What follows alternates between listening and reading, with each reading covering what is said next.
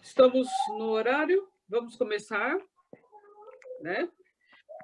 Sejam todos muito bem-vindos, que seja uma tarde de bênção para todos, que todos possamos sair edificados, que possamos aprender, que possamos realmente aproveitar todo o conhecimento que o professor tem para compartilhar conosco.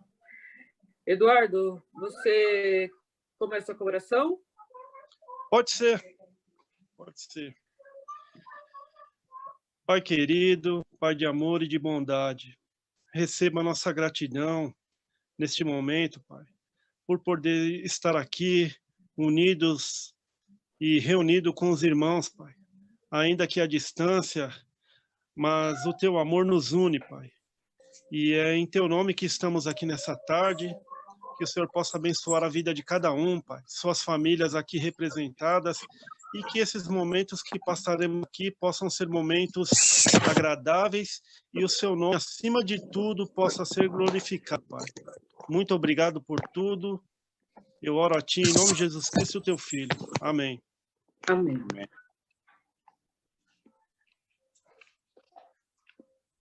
Bom, agora como é que faz?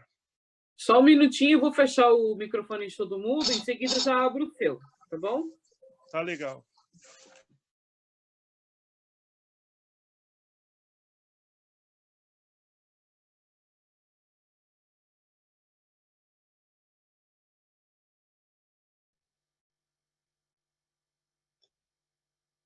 Posso falar, Leia? Pode sim, agora é com você. Tá. Pessoal, graça e paz. Para quem não me conhece, meu nome é Eduardo Gomes, eu sou trompista da Orquestra Jazz Sinfônica do Estado de São Paulo, mas eu vim aqui a convite do pessoal administrador do grupo aí.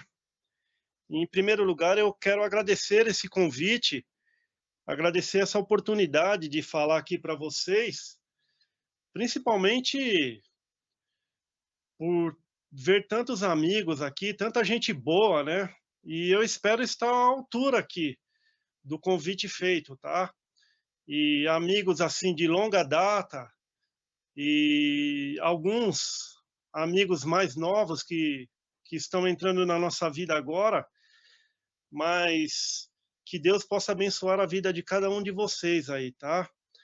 Eu combinei com a Leia aqui, com os meninos administradores, aí o Oséias e o Anderson, de então, em primeiro, fazer uma breve apresentação a respeito da minha trajetória, de como eu comecei, de como foram os primeiros passos, né? Das dificuldades encontradas, que foram muitas, né? Diga-se de passagem. Então, assim, eu vou começar dizendo para vocês que a minha história com música, ela começou na igreja. A minha trajetória, ela se confunde com a igreja. Então, ela é entrelaçada, é uma coisa meio indissociável, né?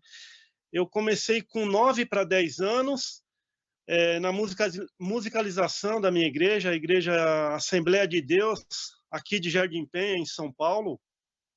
E foi ali, então, que eu dei meus primeiros passos.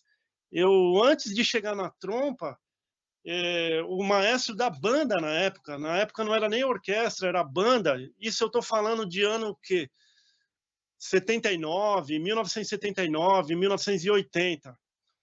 O maestro da banda na época, vocês terem uma ideia, a gente nem conhecia trompa, não tinha trompa na banda naquela época, a gente não sabia o que era trompa. Então, o meu primeiro instrumento, na verdade, foi o trompete. Sei lá, tinha uns 15 trompetes na igreja lá. Aí o maestro falou, escolhe um aí, né? Dentre, melhor dizendo, né? Tinha uns 15 trompetistas. E o instrumento que na época que tinha lá, que eu falei que até pelo tamanho, que dava mais certo esteticamente, era o trompete. Aí eu comecei com o trompete. Só que não me identifiquei com o instrumento. Aí ficou um tempo, passou uns aninhos e o maestro lá da igreja junto com um pessoal lá que era muito afim de formar uma orquestra, decidiram transformar aquela banda numa orquestra. Era uma banda musical. E aí o que aconteceu? Eles foram agregando instrumentos de cordas, né? Violino, cello, viola. E nessa aí o maestro chegou para mim e falou: Eduardo, você tem bastante trompete na igreja, você não quer aprender um outro instrumento? Eu falei: mas qual instrumento? E eles tinham acabado de comprar uma trompa. Aí ele pegou e me mostrou uma trompa. Eu, sinceramente, eu nunca tinha visto esse instrumento. Eu me lembro muito bem, era uma trompa Veril, foi aquelas das primeiras que saíram, Veril de pisto. Gente, era uma maravilha aquele instrumento, para não falar outra coisa. Aí eu falei: me dá aí, maestro, vou tentar. Só que também não tinha professor de trompa, olha que engraçado. Então eu comecei com essa trompa Veril. Eu tinha, já nessa época, eu já devia ter o quê? Uns 14 anos por aí. 14 para 15 anos. Só que eu comecei sem professor. Ele chegou para mim e falou: Eduardo, é bem parecido com o trompete. Eu falei: é? Só que aí eu já me dei mal de cara. Por quê? Porque o trompete, a digitação do trompete é com a mão direita e a trompa é com a mão esquerda.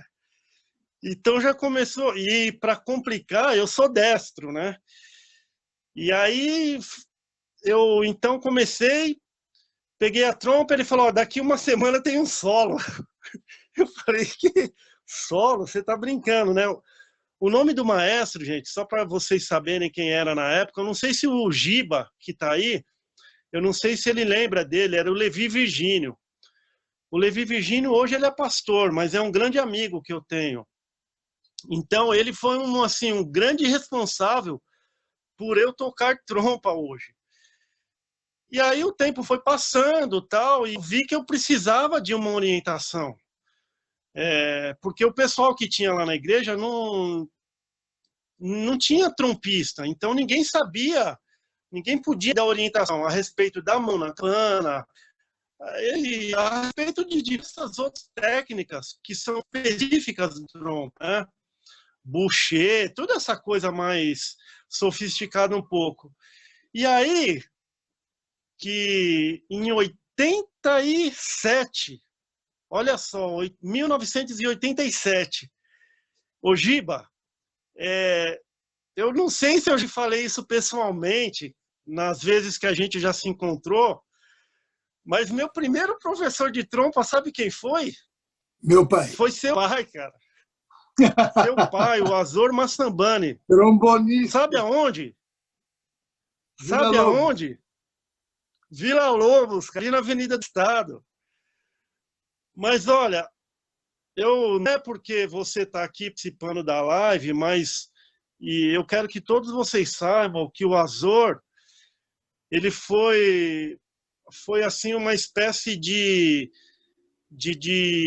pai espiritual, talvez sem exagero nenhum, porque o Azor, ele era um professor que desde o primeiro dia de aula com ele foi muito franco comigo. Ele falou: Eduardo, você quer ter aula de trompa? E na época não tinha professores de trompa em São Paulo, praticamente. Mesmo os músicos da OSESP e da Municipal, eles não davam aula. E a escola de música que tinha naquela época era a escola municipal e o Vila Lobos. O Vila Lobos, que era pago, e a escola municipal, que era gratuita. Eu me formei no Vila Lobos. Isso. E aí, então, continuando aí, quando eu fui lá para estudar a trompa com ele, ele falou para mim: Eduardo, eu vou ser sincero para você, eu não sou trompista, eu sou trombonista aposentado da aeronáutica. Só que tinha uma outra curiosidade. O Azor, o pai do Giba, nessa época ele devia ter o quê? Acho que uns 60 anos, 61 anos já de idade. E ele foi um exemplo, por quê? Porque eu sabia das histórias como trombonista, que ele tinha sido um grande trombonista, só que ele estava tocando flauta na época. Edu, Tocando flauta e tocando bem. Esse que é o detalhe. Edu, Pode falar, para Giba. todos vocês, só um comentário. Primeiro, quero dizer para vocês que me emociona ver vocês todos aí nessa live. Ontem e nessa noite, o testemunho do Fumê edificou minha vida. É precioso a gente ter essa família reunida.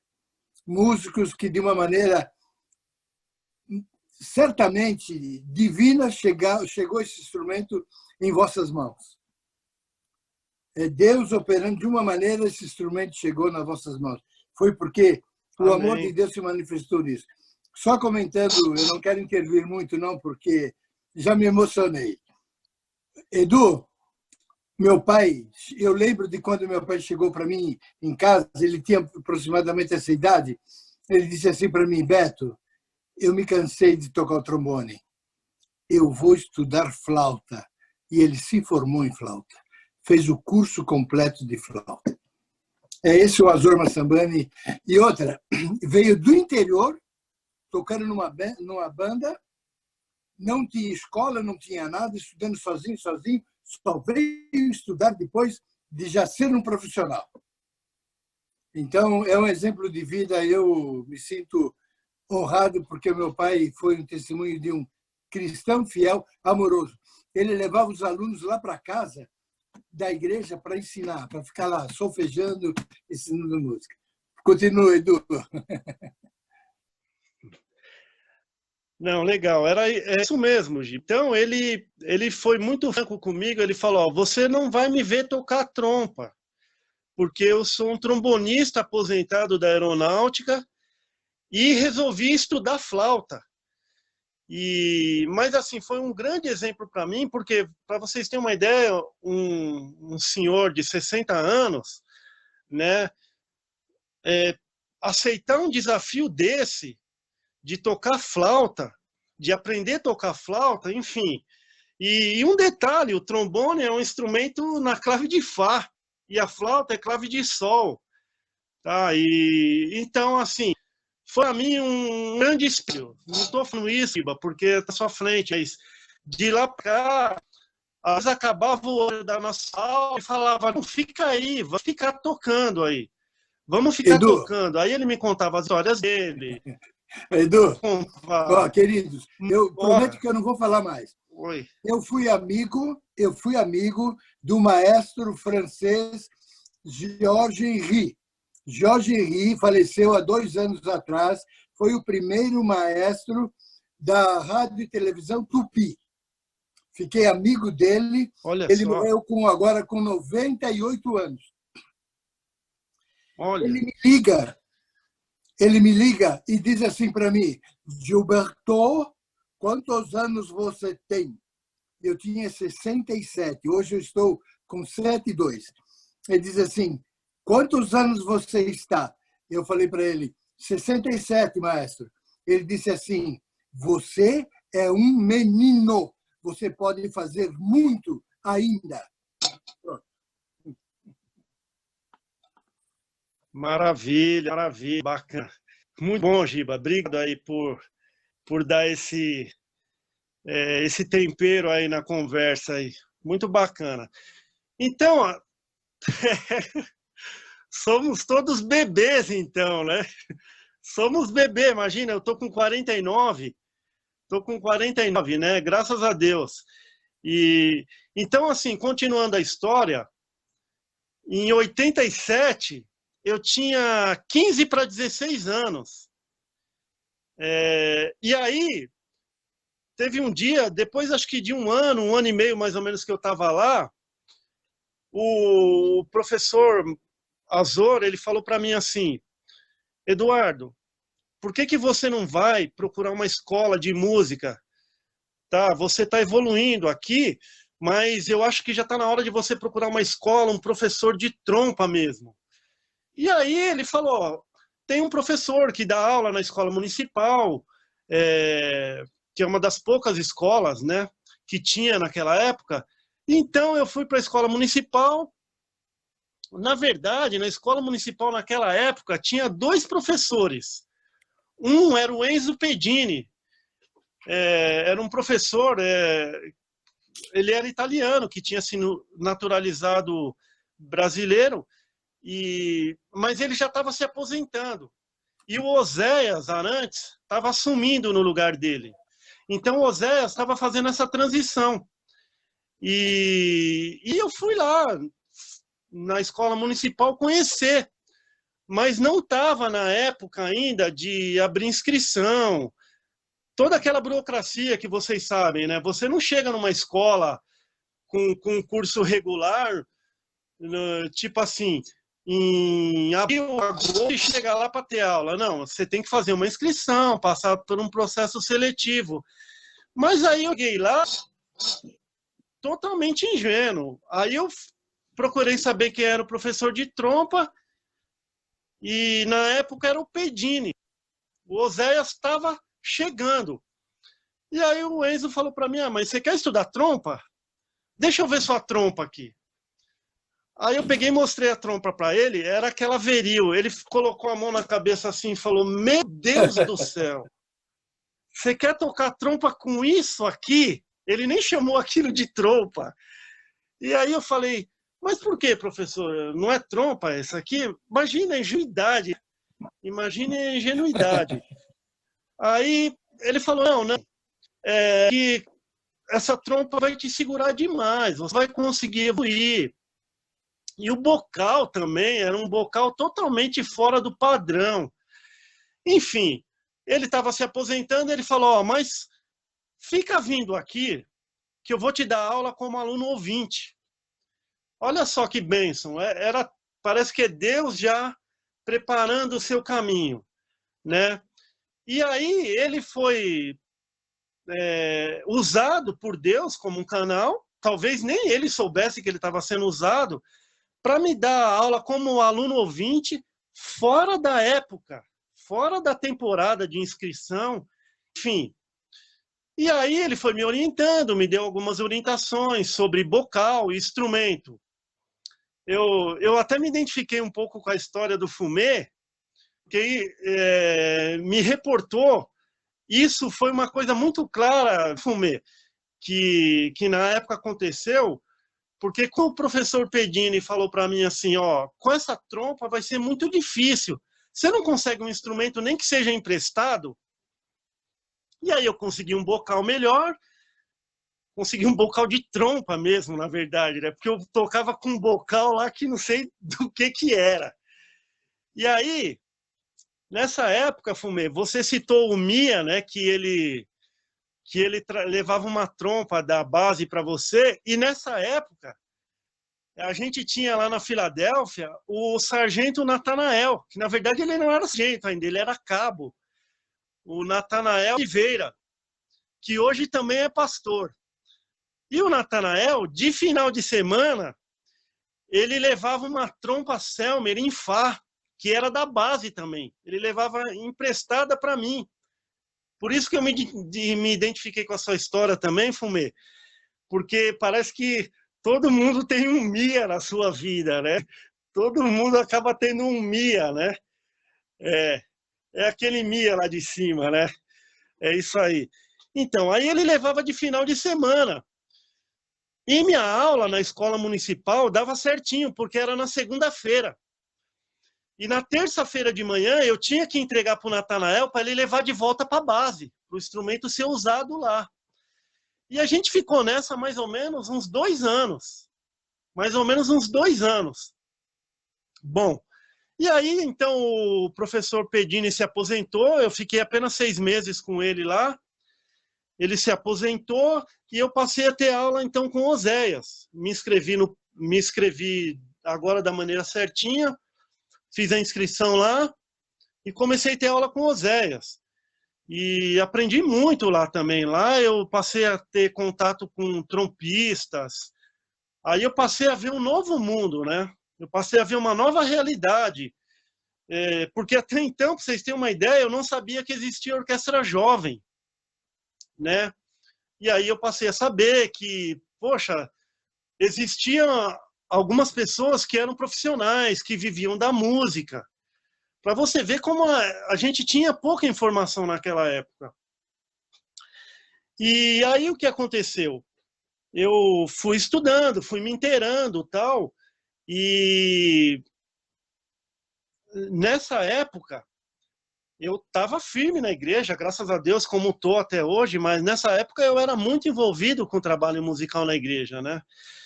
E aí, no início mais ou menos de 88, final de 87, 88, né, paralelo a esses meus estudos aí, a gente começou na igreja aqui a Orquestra Filadélfia, a Orquestra e o Coral Filadélfia.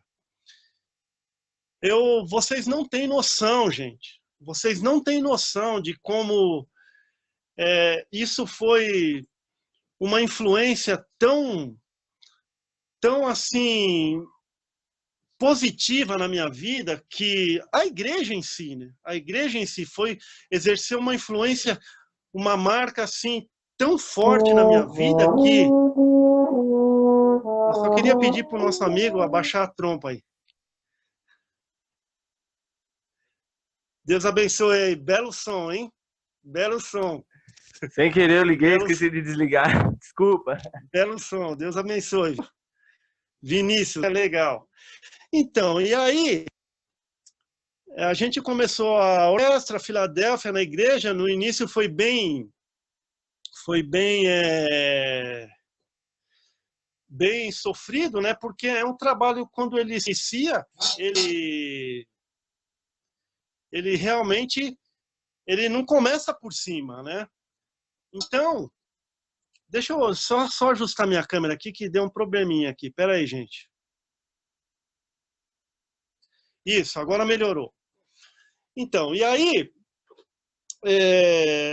o trabalho foi crescendo da Filadélfia e eu então envolvido com a igreja. Aliás, isso, gente, para todos que estão aqui, que eu sei que acho que a maioria aqui é evangélico, né? Eu deixo aqui um conselho para vocês. Em primeiro lugar, se envolvam de corpo e alma no trabalho da igreja, tá? Existe um versículo bíblico que diz: buscar em primeiro lugar o reino de Deus e a sua justiça, e as demais coisas vos serão acrescentadas, tá? E isso eu posso garantir para vocês, sem sombra de dúvida, que honrem a obra de Deus e as demais coisas vos serão acrescentadas. Eu tive um professor na escola dominical, que isso é uma outra coisa que eu quero falar depois com vocês sobre isso, que ele dizia uma coisa muito interessante. Ele era um professor, e a minha igreja é uma igreja aqui de bairro, de periferia, e ele era uma pessoa muito humilde, mas ele, dentre as frases que ele usava, uma delas foi uma que marcou a minha vida, que é assim, ó: a Bíblia diz para você buscar em primeiro lugar o reino de Deus e a sua justiça, e as demais coisas vos serão acrescentadas. E ele dizia: se as demais coisas não estão sendo acrescentadas, é porque você não está buscando o reino de Deus em primeiro lugar.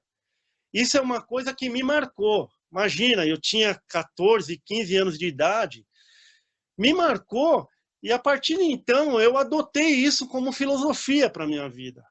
Tá? E eu posso garantir para vocês, gente, sigam esse conselho, sigam, busquem o reino de Deus, se envolvam no trabalho da igreja, façam isso com zelo, com cuidado, estudem, como o Fumê disse a semana passada, se aprimorem, não deixem que o orgulho, quando você já estiver num nível um pouquinho acima, não deixe que o seu ego, sabe, se sobressaia. Sempre coloque Deus acima de tudo, tá? Então, voltando aqui, desculpem só abrir esse parênteses aí, voltando aqui a essa trajetória, E eu passei, então, a ter aula com o professor Oséias. Eu não sei se o Fumê lembra, né? O pessoal mais antigo, a escola municipal dessa época era ali na Guimarães Passos, na Ana Rosa, lá embaixo. Era tipo uma... Era um lugar muito bonito, era tipo uma mansão, e essa mansão tinha várias salinhas que eram usadas como salas de instrumentos, e era uma espécie de um bosque, era meio que no meio de um bosque, né? E então foi ali que eu tive aula, 89, né? 90, depois a escola municipal mudou, foi lá para Lins de Vasconcelos, lá para Vila Mariana, bem lá em cima já, chegando ali na Vila Mariana. E aí eu estudei 4 anos. Deixa eu correr um pouco aqui, porque senão a live vai ficar muito longa e depois não vai ter tempo de abrir para as perguntas aí, né?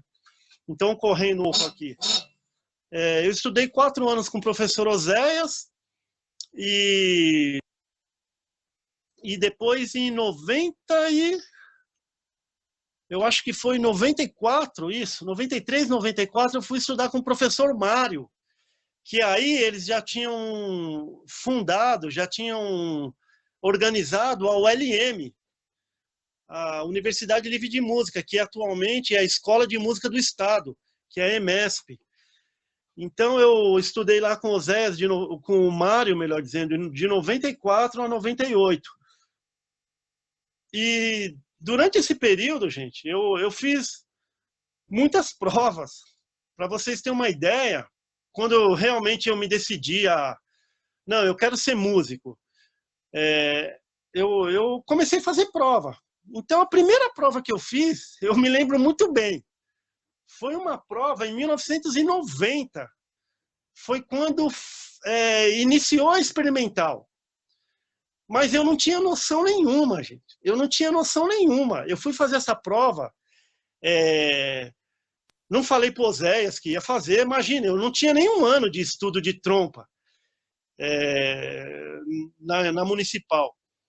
E aí fui lá e me inscrevi. Não, minto. Eu fui lá na experimental. Ensaiava ali na Rua Santo Amaro, do lado do bombeiro ali.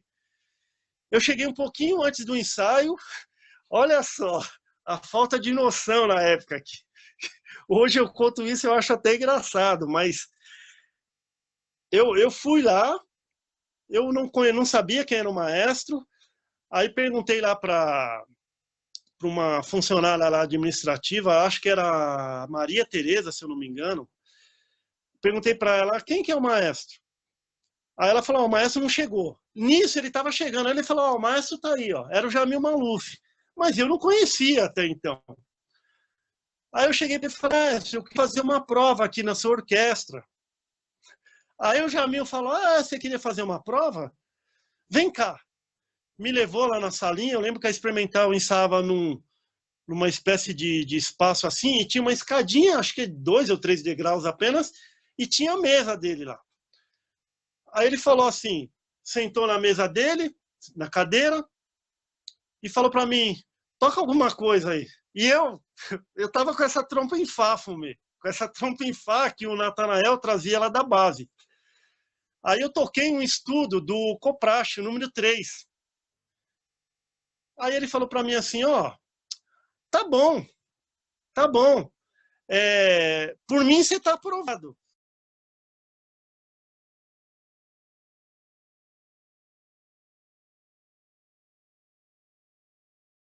Quem era o monitor? E aí, passou um tempinho, o monitor chegou. Só que o ensaio da orquestra já estava começando. E aí o Jamil falou assim para mim, você pode esperar até o intervalo? Eu falei, posso. Esperei, a orquestra ensaiou lá, nossa, aquilo para mim era um mundo, né? Eu falei, nossa, o Fumê estava lá, se eu não me engano ele estava lá. Mas eu não conhecia o Fumê até então. Acho que era o Fumê, o Alf, eu não conhecia esse pessoal na época. Fumê, Alf, o Ficarelli, se eu não me engano. Quer dizer, tinha uma turma boa, uma turma que está tocando hoje profissionalmente aí, mas eu não tinha noção. Então, o que eu cheguei e fiz? Falei, vou esperar. Esperei o intervalo da orquestra, e aí ele chamou o monitor da orquestra. Quem que era o monitor? Roberto Minchuk. Aí eu também não sabia quem era o Minchuk. Aí o Jamil falou, ó, Roberto, tem esse rapaz aqui que veio fazer prova, a gente não tem vaga de trompa, mas você quer escutar ele? Aí eu tirei minha trompa de uma mochilinha que eu andava, aí o Minchuk ficou olhando, o Minchuk falou, ah, tá, toca alguma coisa. Aí eu toquei o mesmo estudo, o número 3 do Coprache. Aí o Minchuk falou assim, ah, legal. Nisso a orquestra já estava voltando, o Minchuk falou, ó, eu não vou tocar agora, me espera ali fora que eu vou conversar com você. Aí eu fiquei esperando ele ali fora, a orquestra nisso foi ensaiando e o Minchuk saiu. Aí ele falou, Eduardo, vem cá, senta aqui. Aí ele falou, olha, eu vou te dar um conselho. A sua trompa é uma trompa que não dá para você tocar aqui. Ele falou, e outra coisa, a experimental é uma orquestra já um pouco mais avançada. Por que você não tenta entrar na estadualzinha? Eu nem sabia que existia a estadualzinha. Aí ele me deu lá uns conselhos, ele pegou a trompa dele, colocou a surdina, tocou algumas coisas para mim e falou, ó, tá vendo, você precisa conhecer o repertório, você conhece isso aqui? Aí ele me tocava uma coisa. Aí eu lembro que ele tocou lá o solo da Quinta de Tchaikovsky. Aí eu falei, não conheço. Ele falou, então, o trompista precisa conhecer essas coisas. Aí ele tocou um trecho de um concerto. Aí eu falei, ele falou, você conhece? Eu falei, não. Ele falou, então, quanto tempo você tem de trompa? Eu falei, de estudo de trompa eu tenho 1 ano e meio.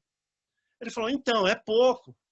Tá, aí ele falou, você está estudando? Eu falei, tô. Aí ele falou, com quem? Com o Oséias. Ele falou, não, tudo bem, continua estudando, mas tenta melhorar sua trompa. Me mostrou a trompa dele, ele falou, tenta ver se você consegue comprar uma trompa dupla, né, em Fá e Si bemol. Enfim, ele bateu uma conversa longa comigo, foi uma aula. E dali eu já saí sabendo os caminhos que eu ia ter que percorrer. Pelo menos assim, o primeiro passo que eu ia ter que dar, que era qual? Tentar entrar na orquestra jovem. E aí, quando abriu prova na jovem, eu fiz e passei. Pela misericórdia de Deus, assim, deu certo. E aí eu comecei a tocar lá, toquei 4 anos na jovem. Deus me deu a graça de no período que eu estava tocando na jovem, nessa época tinha um concurso interno chamado Jovem Solista, e eu acabei ganhando esse concurso na época de músicos da própria orquestra, e eu solei o Mozart, o 3 de Mozart, solei, e de lá para cá, desde então, fui ganhando experiência, fui aprendendo, tal. Enfim, só que tem um detalhe. Nessa época, se hoje já é difícil viver de música, imagina naquela época, né? Eu já estava praticamente me casando, tá? Já tinha bastante tempo de namoro e precisava casar. Só que não dava para viver de música, né? Bolsa da estadualzinha, né? E aí o que eu fui fazer, gente? Não sabia o que fazer da vida. Fiquei naquela dúvida. Isso aí eu tô falando para vocês, 90, 91, tá? Início dos anos 90 já. Aí o que eu fui fazer?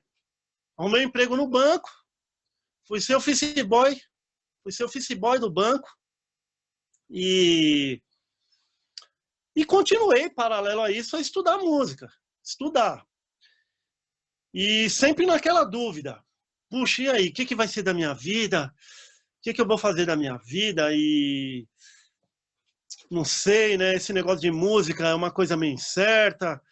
Enfim, mas as coisas foram levando, muita gente não sabe, mas nessa época que eu era office boy, eu comecei a fazer faculdade de economia. Olha que loucura, gente. Comecei a fazer faculdade de economia. Só que eu já tocava na estadualzinha, já fazia aula com o Mário Rocha na ULM, e, enfim, já não era mais um estudante iniciante, já era um vamos colocar assim, já estava no nível intermediário. E aí pintou aquela dúvida, né? E agora, meu Deus? O que eu vou fazer da minha vida? Início dos anos 90, né? 91, 92. Início de 93, me casei. Aí eu já não era mais office boy do banco, aí eu já era escriturário. Imagina só. Só que um detalhe, eu nunca parei de estudar música, eu nunca parei de estudar trompa. Saía do banco, teve uma época, pra vocês terem uma ideia, eu levava trompa. Eu não tinha carro, né, na época, e eu levava trompa de manhã no metrozão, no ônibus. E quando eu ia para a faculdade, eu chegava antes na faculdade, porque eu trabalhava só 6 horas no banco, levava trompa para a faculdade e ficava estudando lá. Enfim, aí até que chegou o ano de 96, eu estava estudando com o Mário nessa época. O Mário chegou para mim assim e falou, me lembro dessa conversa perfeitamente. O Mário falou, vem cá, Eduardo, hoje nós não vamos ter aula não, hoje a gente vai conversar. Era final de 95. O Mário falou, olha, Eduardo, você já está chegando num nível aí que você precisa se decidir se você vai ser profissional, você já tem 4 anos aqui, você já está se formando aqui, eu preciso abrir vaga para novos alunos até. E aí ele bateu um papo comigo, conversou sobre o que eu pretendia. Eu falei, olha, Mário, eu gostaria muito de ser profissional, mas... E eu tocando na jovem, na estadualzinha. E só que não dá para viver. Sou casado. Né? 95, esqueci de um detalhe. Eu já tinha o Eric, meu filho, já tinha casado e já tinha o Eric, meu filho. Eu falei, poxa, eu sou casado, tenho filho, pago aluguel, tenho que pagar as contas. Então, ele falou, eu entendo a sua situação, né? Mas pensa aí. E aí, no início de 96, abriu uma vaga de trompa na Orquestra Sinfônica de Santo André. E aí o Mário me ligou e falou, abriu uma prova de trompa lá na Orquestra de Santo André. Você não quer fazer? Aí eu falei, tudo bem, se o Mário está indicando, eu acho que dá, né? Aí eu fui lá, pela graça de Deus, eu fiz a prova, eu consegui passar e então iniciei os trabalhos na orquestra. E aí eu fui abandonando o banco, né? Larguei a profissão, deixei a faculdade quase no final, tranquei, nunca mais voltei. E depois mais para frente, pela graça de Deus, eu fiz a faculdade de música, né? Eu fiz a licenciatura mesmo em música. Mas em 96, então, foi o período de transição, 95 para 96, aí eu comecei a participar dos festivais, que até então, assim, eu sabia que existia, mas não dava para eu participar devido ao trabalho, né? Eu tinha que trabalhar e os festivais, eles acontecem normalmente durante um mês inteiro ou então durante 2 semanas. Não dá para você, por exemplo, participar de um festival de Brasília. O primeiro festival que eu fiz, por exemplo, foi o Festival de Brasília, em 96. Não dá para você participar de um festival de 15 dias e ficar indo e voltando para o trabalho. Não tem como. São mais de 1.000 quilômetros, né, de carro. E aí, eu não podia, então, participar dos festivais. Mas quando eu saí do banco, e a partir de 96, eu comecei a participar. E o primeiro festival que eu fiz, então, foi esse de Brasília, em 96. Onde eu conheci várias pessoas lá, vários músicos bons, de diversas partes do país. E esse festival, eu lembro que ele tinha uma característica de que também vinha muito aluno estrangeiro. Vinha aluno da Holanda, aluno dos Estados Unidos, aluno do Uruguai, do Chile. Então lá foi uma grande experiência para mim. E participar de um festival também tem uma coisa muito legal, que é assim, você se situa que nível você está. Então, por exemplo, participando do festival, eu vi que eu estava num nível assim que eu precisava crescer demais. Precisava crescer muito. Eu falei, nossa, eu estou muito abaixo dessa turma aqui. Eu estou muito. Então, isso é bom, gente, tá bom? Vocês também, quando tiver oportunidade, participem, tá? Porque você também se situa, tá? Independente de que você pretende ser profissional ou não. Ser profissional ou não é uma consequência do que você faz, do que você planta. E tem uma coisa interessante que eu quero falar para vocês, assim, isso abrindo um parênteses aqui, que ser profissional ou não, provavelmente alguém vai fazer essa pergunta daqui para frente. Ah, professor, para ser profissional, né, como já fizeram essa pergunta, como que eu tenho que proceder? Quantas horas eu tenho que estudar? É assim, gente. O seu primeiro objetivo tem que ser, falando aqui especificamente para um grupo de cristãos, seu primeiro objetivo tem que ser tocar bem para tocar na igreja, para tocar na obra de Deus, tá? Fazer bem e fazer com excelência na obra de Deus. Esse é o primeiro, sabe, dos seus objetivos, essa deve ser a sua primeira meta, tá? Isso volta naquilo que eu falei aqui agora atrás. Colocar o reino de Deus e a justiça dele em primeiro lugar. Tá bom? Então, fechando parênteses aqui. E aí, em 96, então, eu me localizei, eu falei, poxa, eu preciso ralar muito, eu preciso correr atrás. Segredinho, até hoje não cheguei nesse nível, tá, gente? Até hoje não cheguei, tá? E eu acho que tá longe ainda. Acho que tá longe. Eu tenho visto trompistas aí excelentes aí que eu falo, meu Deus, como falta para mim ainda, né? Bom, enfim. Aí em 96, eu entrei em Santo André e na época, vou correr um pouco aqui, porque senão não vai dar tempo. Eu ganhava bolsa em Santo André. Ganhava bolsa simples. Tinha duas bolsas em Santo André. Tinha a bolsa superior e a bolsa simples. A minha era simples. Pra vocês terem uma ideia, a bolsa simples era menos da metade do valor da bolsa superior. Então, se a bolsa superior fosse lá R$1.000, a minha era 300, 400. Era menos que a metade, para vocês terem uma noção.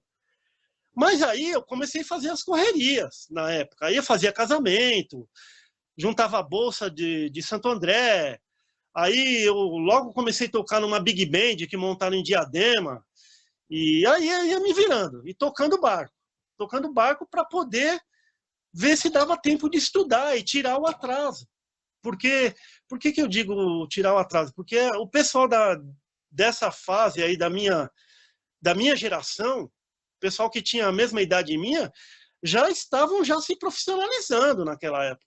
E eu apenas começando, entendeu? Mas assim, eu prossegui e falei, vamos ver no que isso aqui vai dar. E aí, graças a Deus, as portas foram se abrindo, a gente foi fazendo trabalhos e o seu trabalho aparecendo, e graças a Deus, então, fui levando, né? Só que, em 2003, eu estava em Santo André. 2003, pintou uma crise.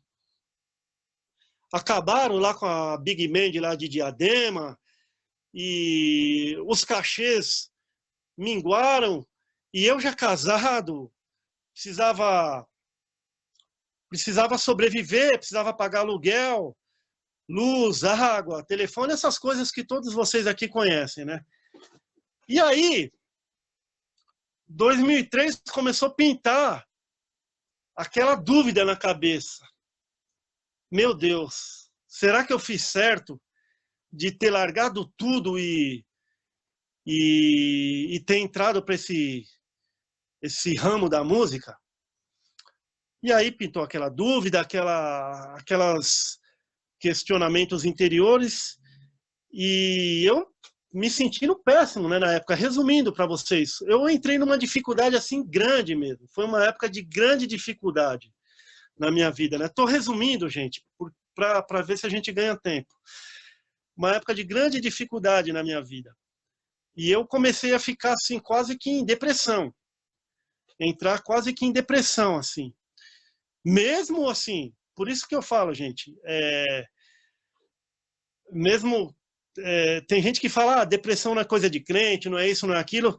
Cuidado, gente, porque às vezes a gente passa provações na vida, a gente passa por vales na vida que deixa a gente mesmo para baixo. E comigo não foi diferente. Eu estava entrando assim numa fase difícil, falando, meu Deus, eu acho que eu não sirvo para isso, acho que esse negócio de música não é para mim, eu acho que eu não nasci para isso, eu devia ter ficado só na igreja mesmo. Olha só, larguei a faculdade, larguei o banco, e agora, poxa, não estou conseguindo o meu dinheiro. Para vocês terem uma ideia, na época, a Bolsa de Santo André não dava para pagar o aluguel da minha casa. Vocês têm uma noção. E aí, eu com filho pequeno, o Eric estava com 9 para 10 anos. Já tinha minha filha Natália.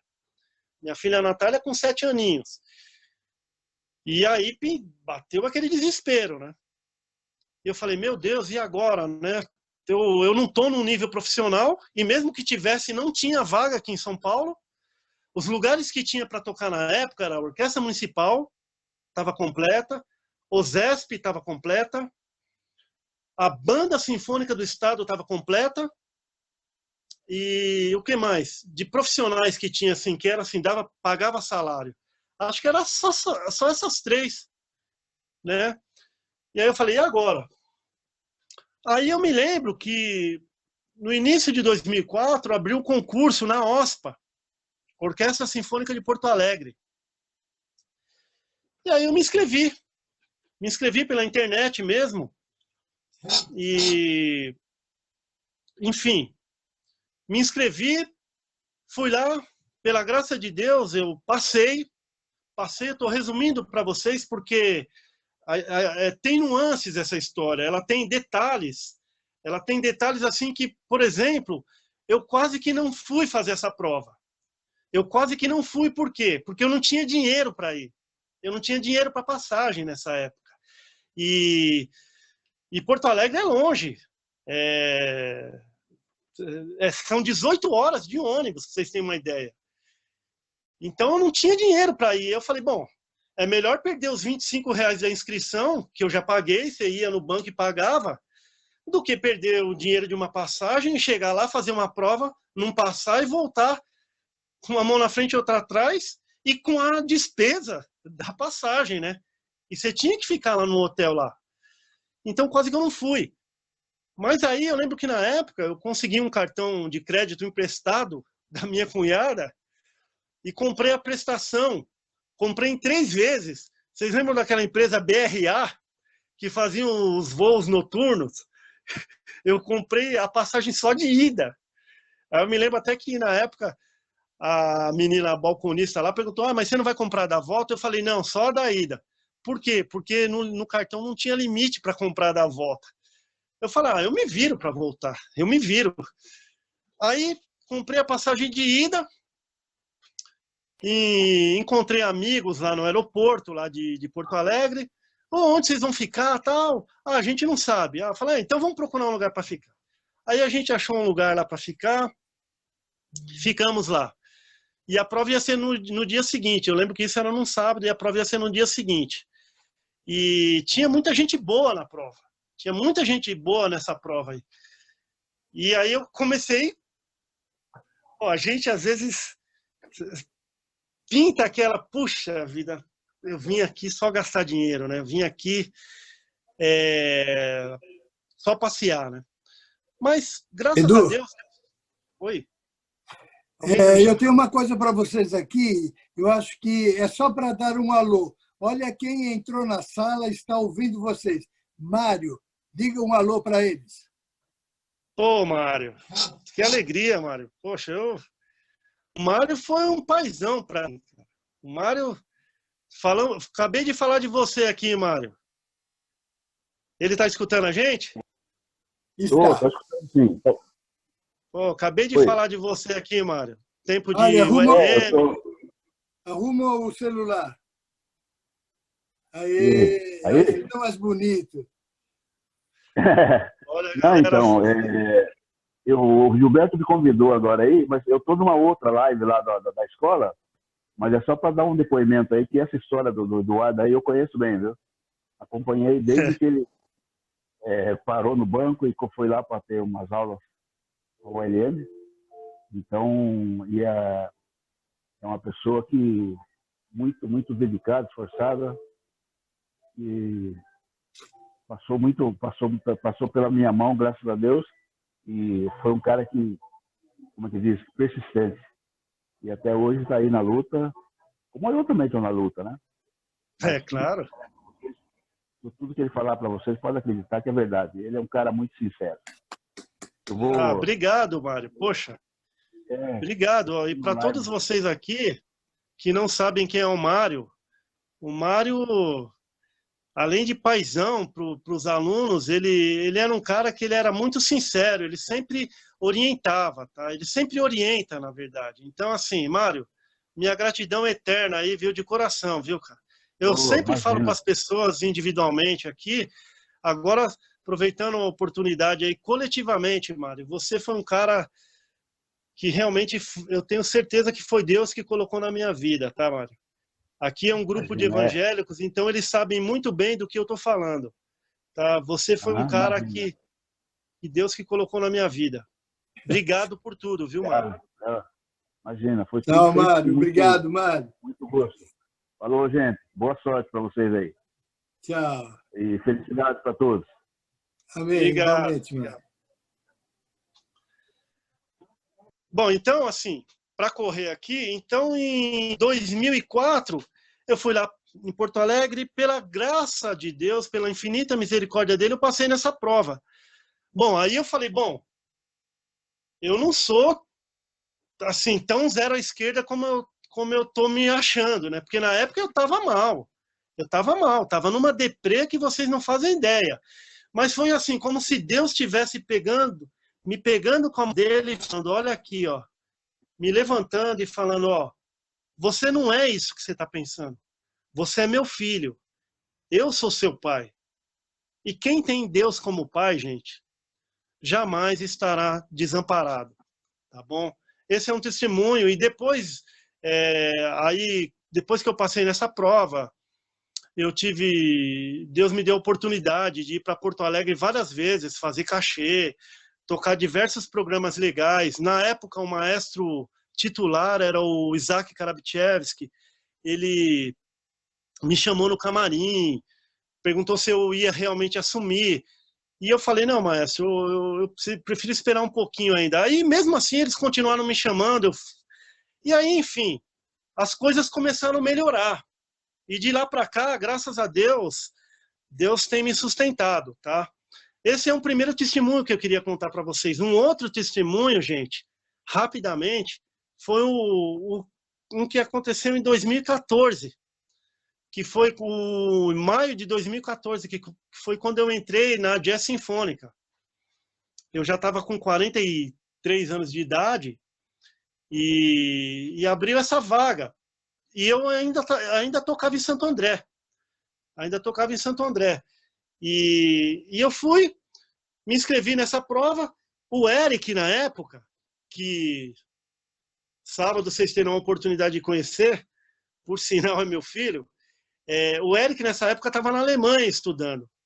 E nessa mesma época, abriu prova na Orquestra Municipal também. E eu me lembro que eu fiz a inscrição para o Eric, da Municipal, aqui de São Paulo. Eu mandei os documentos, todos que precisavam. E na mesma época, eu lembro que foi no mesmo mês da prova da Municipal, teve a prova da Jazz. E para glória de Deus, para honra e glória dele, tá, gente? Isso aqui não é vanglória, pelo amor de Deus, não é para me vangloriar. Mas o Eric passou na Orquestra Municipal e eu passei na Jazz. E ele assumiu na Municipal num dia e eu assumi na Jazz no outro dia. Olha só que bênção isso, né? Então, eu estou contando isso para vocês para dizer para vocês o seguinte, gente. Vale a pena ser crente, vale a pena servir a Deus, mesmo na adversidade, mesmo naquele momento que você achar que você tá sozinho, que você tá desamparado, não. Vocês já ouviram aquele testemunho de que o sujeito, quando ele achou que ele estava sozinho, que ele não olhava mais as pegadas na areia, na verdade a pegada que ele estava vendo era de Deus, porque Deus estava carregando ele no colo. Então é isso, gente, tá? Se firmem, levem o ministério de vocês muito a sério, levem isso muito a sério, tá? Porque vale a pena, vale a pena. Eu quero dizer uma coisa para vocês aqui, sem nenhuma demagogia, sem querer fazer média nenhuma, até porque eu não preciso disso. Mas sabe uma das coisas que me dá mais prazer nessa vida? Sabe, gente? É tocar na igreja. É tocar na igreja. Vocês têm uma ideia? Tem culto aqui, que eu vou na igreja, tem eu tocando trompa e o irmão cantando. Às vezes ele está cantando num tom e eu tocando no outro. Mas isso me dá um prazer, me dá uma alegria. Me dá uma alegria, muitas vezes uma alegria maior do que você tocar uma sinfonia de Mahler numa orquestra profissional. Estou falando isso aqui, gente, sem exagero nenhum, tá bom? Uma última coisinha que eu queria falar para vocês, para então a gente poder abrir para as perguntas.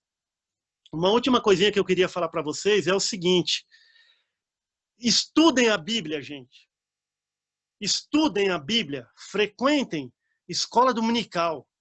Sabe por que eu estou dizendo isso? Porque tem muito músico que acha que tocar na igreja é o suficiente. Não é. Sabe? Você precisa conhecer a sua fé. Você precisa conhecer aquilo que você diz que acredita. Entendeu? Então, tem um clichê do passado que dizia que o músico da igreja, ele usava o instrumento como se fosse a Bíblia dele, e o ensaio como se fosse a oração. Olha só, tem a ver com o que o Fumê falou sábado. Tá? Gente, o ensaio não é oração. O seu instrumento não é a Bíblia. Entendeu? São coisas diferentes. São coisas complementares. Então, deixo aqui outro conselho para vocês. Estudem a Bíblia. Conheçam saibam quem foi Moisés, quem foi Elias, quem foi Enoque. Tá? Estou falando aqui do Velho Testamento. Quem foi Jó, quem foi o rei Davi, quem foi Salomão. E aí, vá para o Novo Testamento, saiba quem foi Paulo, quem foi Lucas, tá? Quem foi Estevão, tá? Que foram os precursores do cristianismo. Tá? Isso é muito importante, porque você tem que estar preparado também para defender sua fé. Porque nesse mundo, vez ou outra, você será confrontado. Vão querer colocar em dúvida a sua fé. E aí, se você conhece a palavra de Deus, você conhece a Bíblia, você vai ter momentos para combater aquilo que está sendo dito contra. Tá bom, gente? E aproveitando aí, leiam bons livros também. Leiam bons livros. Literatura evangélica tem uma infinidade. Depois, se vocês quiserem aí, eu indico para vocês aí, tá? Leiam bons livros. Aprendam, se aprimorem na fé de vocês também. Porque isso agrada a Deus. Tá bom, gente? Bom, acho que eu falei bastante, né, Leia? Eu não sei quanto tempo temos ainda, né? Eu não sei também como que tá a paciência do pessoal aí, né? Agora talvez a gente entre num lado mais técnico, né? Falando de trompa mesmo, né? Eu não sei se eu demorei muito aqui, me perdoem, tá, gente? Não. É que eu vi o Giba, aí entrou o Mário, aí acabei me empolgando, entendeu? Não, foi ótimo. Ô, Edu. Muito bom até agora. Edu, eu tenho falado... Oi, quem tá falando? Olha, é o Giba. Ah, Giba. Eu tenho falado isso a minha vida toda. Eu ganhei um presente. E o presente de um pastor para mim, e disse assim: eu estou te dando o presente dos presentes, mas eu escrevi algo na contracapa desse presente. Não só se você praticar aquilo que eu escrevi dentro da capa deste presente, não é o presente dos presentes, é o teu Tesouro Eterno. E ele escreveu assim, era uma Bíblia. E ele escreveu na contracapa dessa Bíblia, mudou a minha vida. Mexa com ela, que ela vai mexer com você. Profundo, hein? Deus Profundo, nos deu amém. a música, Deus nos deu a música para falar com Ele e dele. A consequência de nós sermos profissionais, de nós ser o nosso trabalho, é uma opção, dependendo da sua habilidade e das circunstâncias. Mas o princípio da música é para falar com Deus. Amém. Exatamente isso. Exatamente isso. Eu acredito assim mesmo. E, assim, só para fechar esse bloco aqui, vamos dizer assim, eu frequentei a escola dominical mais ou menos uns 25 anos. Tá? Estudei muito a Bíblia e hoje eu concluo que eu ainda preciso estudar mais. Tá bom, gente? É isso aí. Vamos abrir aí, Leia? Vamos abrir aí, então, para a turma aí. Sim. Eu não sei como é que está o humor, a paciência, o tempo do pessoal aí, mas estou aqui. Então, chegou uma pergunta do Ismael Clarindo, que deixou aqui meu agradecimento pessoal. Foi o meu primeiro professor, foi a primeira pessoa que acreditou em mim, que me ajudou muito no começo também, que também me emprestava a trompa num dia para eu ir tocar, fazer aula no outro, e no outro dia já devolvia para ele, que ele toca na banda da GCM, e é um amigo muito querido. Ele pergunta sobre como se tornar um profissional mesmo trabalhando fora, né? Então, como aprimorar, como conciliar esses trabalhos. Entendi. Obrigado pela pergunta, viu, Ismael? Deus abençoe, tá? A sua vida. Olha só, eu não sei qual a sua idade, tá? E eu também não estou aqui para iludir ninguém, né? Para criar falsas expectativas na vida de ninguém. Eu não sei qual a sua idade, mas, falando da minha experiência, o que eu posso dizer para você é assim, vai chegar um momento que você vai ter que se decidir. Ou você vai para o lado da música, ou você vai seguir outra carreira. Sei lá, de repente num ramo que você já está e já tem uma habilidade, tá? Mas, via de regra, é isso, tá? Como se tornar um profissional é uma consequência, porque até o Fumê falou bastante sobre isso a semana passada, sábado. Você tem que se inteirar do repertório, você tem que ouvir bastante coisas do repertório sinfônico para trompa, entendeu? Porque isso vai te dar base para você crescer como trompista, entendeu? Agora, as circunstâncias, elas também vão dizer se favorecem ou se não favorecem, entendeu, Ismael? Mas, via de regra, é isso. E estudar bastante, tá? Estudar bastante.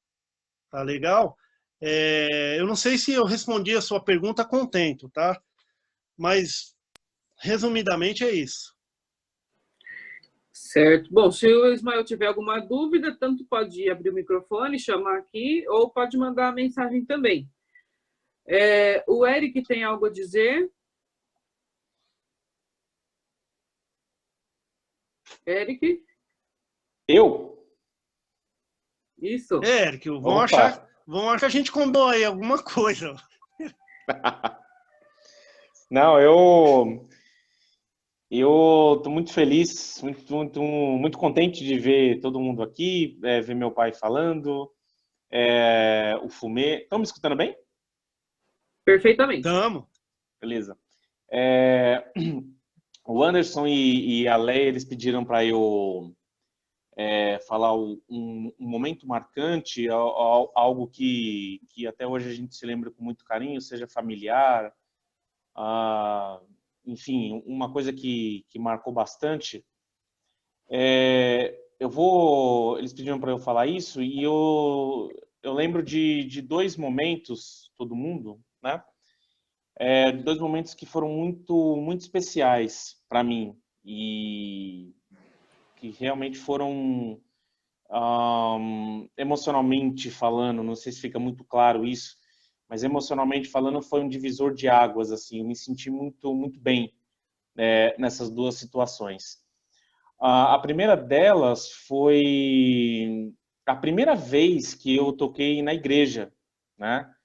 Eu devia ter uns 10, 11 anos, mais ou menos. Eu nem tinha uma trompa ainda. E, enfim, quando eu comecei a estudar transposição, né? Seja métodos e tudo, meu pai, ele mesmo transcrevia os hinos para mim no caderno de música, né? Na folha de música. E eu ficava o dia inteiro, quando ele deixava, né? Dava trompa para mim, eu ficava o dia inteiro ali tocando aqueles hinos. E uma certa vez a orquestra da igreja, num culto de domingo à noite, foi tocar um desses hinos que já que ele tinha escrevido para mim. E eu fiquei muito contente. Eu falei, cheguei em casa, eu pedi, pelo amor de Deus, pelo menos me deixa tocar esse hino à noite no culto. E ele falou, não, Eric, tudo bem, na hora que for tocar esse hino eu te dou a trompa e aí você toca. E chegou no culto à noite, quando o pastor anunciou aquele hino que ia tocar, me lembro até hoje, era o hino 45 da harpa. E aí eu levantei e saí do banco lá da igreja e subi lá onde a orquestra tocava. Peguei a trompa dele, estava muito nervoso, e toquei. E ali eu falei, bom, eu quero seguir isso, né, para a minha vida. Então foi um momento muito especial. Eu me lembro disso até hoje como se fosse ontem. Assim. Foi um momento muito, muito especial. O segundo momento que foi também muito especial para mim foi a primeira vez que eu toquei aí profissionalmente, né, com o meu pai. Fui convidado, inclusive pelo Mário, né, que falou agora há pouquinho aqui na live, e eu tive a oportunidade de fazer aula com ele também. É um super professor, um ser humano muito, muito bondoso, muito amoroso. E ele me convidou, eu estava tocando na Experimental de repertório nessa época, eu tinha acabado de entrar lá, e ele me convidou para ir tocar em Santo André, a primeira sinfonia de Mahler. A orquestra ia tocar, e aí ele me chamou e até brincou, agora você tem que tocar direitinho, que seu pai vai estar lá no naipe e tal. Ele até brincou. E aí eu fui tocar lá, se não me engano, acho que eu fiz 7ª trompa, e eu tinha acho que 14, 15 anos por aí, mais ou menos. Foi nessa época, 2008, 2009, e foi realmente um momento muito legal. Foi muito legal, e foi a primeira vez que eu toquei profissionalmente com meu pai, e eu toquei primeira de Mahler. Foi um grande concerto, uma coisa que realmente marcou bastante.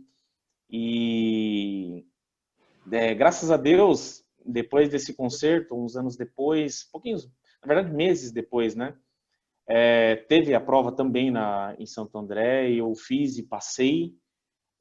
Fiquei tocando na Experimental em Santo André e, bom, isso ficou mais ou menos durando uns 4, 5 anos.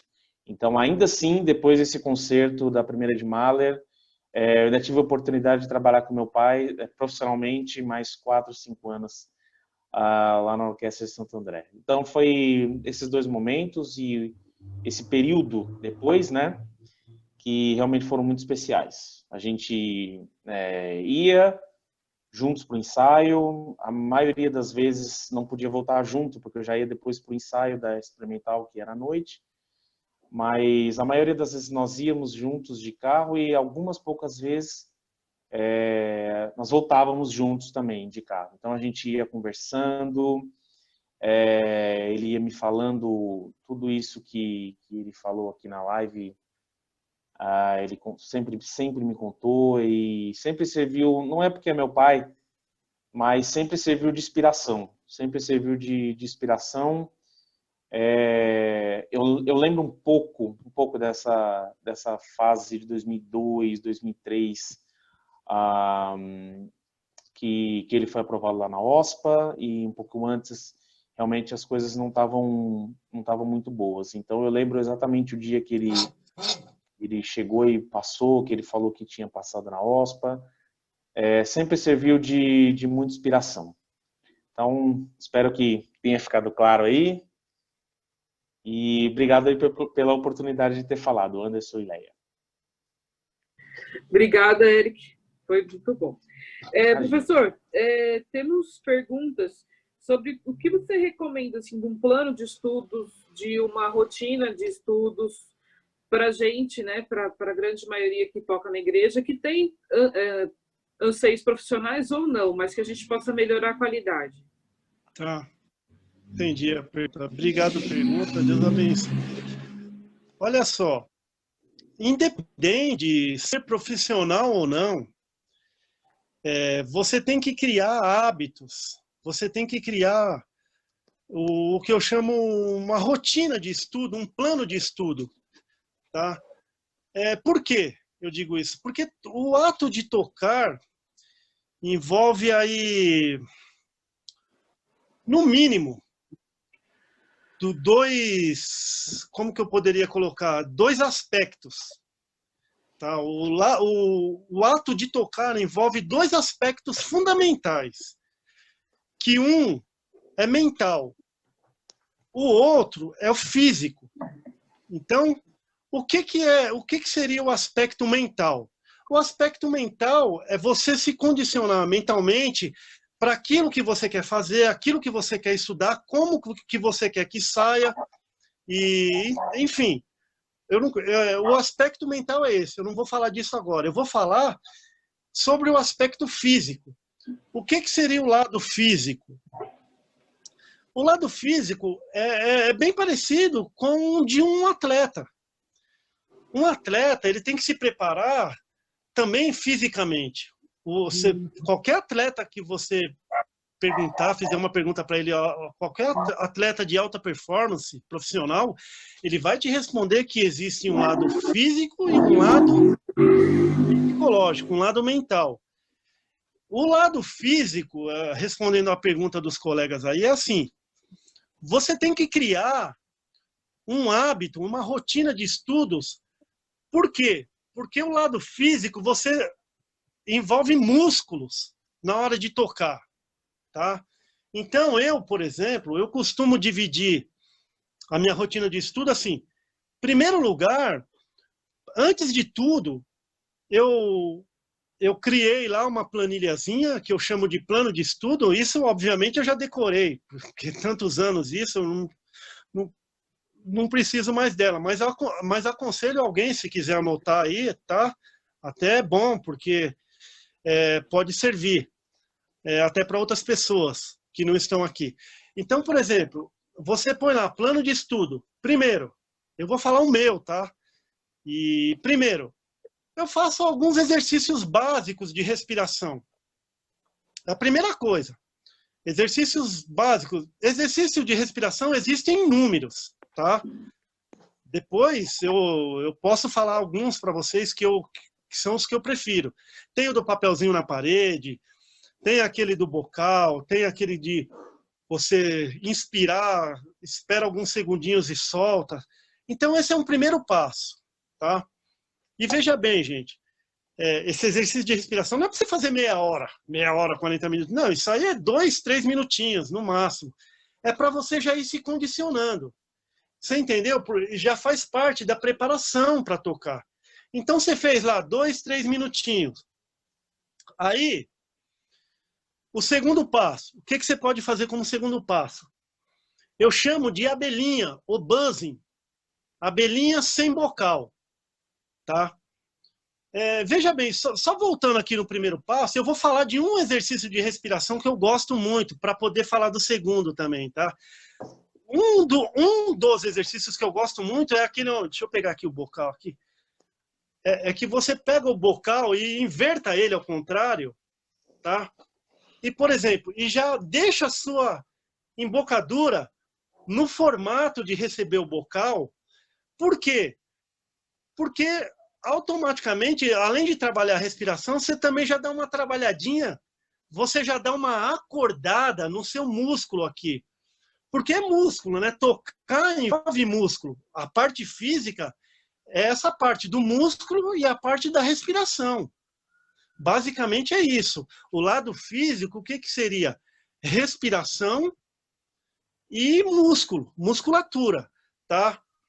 Aí você pode inverter o bocal, aí você faz aqui, ó. Inspira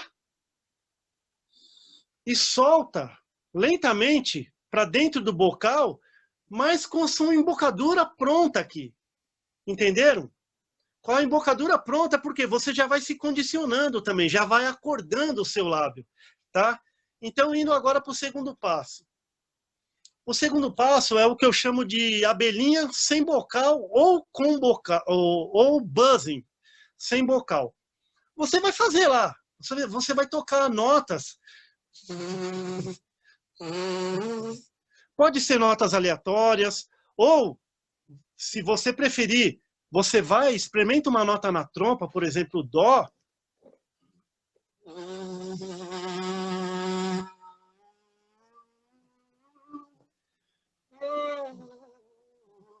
Por que isso? Porque isso também já vai te dando um controle. Porque você vai criando uma independência em relação ao bocal. Isso é uma coisa muito importante e é um exercício que não foi eu que criei.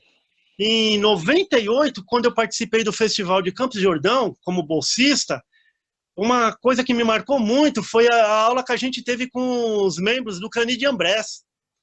E eu lembro muito bem dessa aula de buzzing. Tá? A gente às vezes fala de Canadian Brass, você tem a noção de que os caras vão tocar lá o Glier, o segundo de Strauss. Não, eles vão falar de fundamentos com você. Eles vão falar de fundamentos. Tá? Até porque a técnica é uma consequência do que você faz bem nos fundamentos. Se você tem um bom fundamento, de repente, quando você tiver com um fundamento bem feito, você vai ver que vai decolar os seus estudos. Tá? Então, uma coisa assim, que dessa época para cá, eu faço isso quase que diariamente, é tentar controlar. Por quê? Porque você cria uma independência em relação ao bocal. Você toca. Eu lembro que eles tocavam concertos só no bocal, que é o próximo passo que eu quero dizer para vocês. Aí vocês fazem também esse segundo passo, 2, 3 minutinhos também, tá? Não precisa também ficar meia hora lá, 40 minutos. Aí o terceiro passo seria esse. A abelhinha, só que agora com o bocal. O bocal do lado certo, obviamente. E aí você já com aquela consciência de que o bocal é apenas um intermediário entre você e a trompa, tá? Por quê? Eu digo um intermediário. Porque o bocal, o instrumento, ele nada mais é do que um amplificador do som que você produz aqui. Tá bom? Você produz um som aqui, esse som ele vai ser amplificado no instrumento, no meio desse tubo enrolado aí. Então, por isso que quanto mais você usar o ar e quanto mais rica for a sua vibração labial, mais bonito vai ser o som e, consequentemente, você vai se cansar menos. Você vai usar menos força bruta e vai usar mais o ar de forma mais eficiente. Entenderam? Tá claro até aí, gente? Ou tem alguma dúvida? Primeiro passo, segundo passo. Primeiro passo, respiração. Inspira, solta no bocal, caninho invertido. Depois, segundo passo, abelhinha sem bocal. Ou buzzing sem bocal. Terceiro passo, o buzzing ou a abelhinha com bocal. Faça mais 2 a 3 minutinhos, tá bom? Se você for somando aí, ó, eu não fiz aqui, vou somar aqui, ó. 2, 3, 2. Vamos colocar aqui 3, 3. Aí já deu assim, 7 a 8 minutos. Beleza. Aí o que você pode fazer como terceiro passo? Terceiro passo, estude aí uns 10 minutinhos de nota longa. Uns 10 minutinhos, até porque ficar estudando nota longa muito maçante, cansa, até você mesmo mentalmente. Então você vai lá, estuda mais, faz uns 10 minutinhos. Tá? O importante, gente, tem um detalhe aqui nesse quarto, né? Nesse quarto passo que eu estou falando para vocês. A nota longa, ela é importante que você não toque ela aleatória. você tem um afinador na frente para você ter uma referência de afinação, tá? E aí você já vai educando o seu ouvido para saber se, pô, tá alta a nota, tá baixa. E aí vocês vão perceber com os estudos que às vezes a nota tá alta e você não precisa necessariamente ir lá nas bombas e abrir o instrumento. Às vezes você corrige a afinação aqui, entendeu? Então, por isso é importante você estudar nota longa com um afinador na sua frente, tá certo?